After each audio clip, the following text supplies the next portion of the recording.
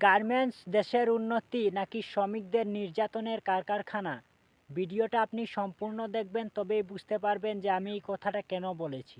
ভিডিওতে শুরুতেই বলে রাখি, পৃথিবীর আপনি যে কোনো দেশে যান, যে দেশেই যান, সব দেশেই গিয়ে দেখবেন মেড ইন বাংলাদেশ প্রোডাক্ট যদি কোনো কিছু পেয়ে থাকেন, তবে সবচেয়ে বেশি পেয়ে যাবেন গার্মেন্টসে তৈরি হওয়া কাপড়। আর এই কাপড় এই বিদেশে $1000 বিক্রি হয়, আর আমাদের দেশের শ্রমিকরা কি করে?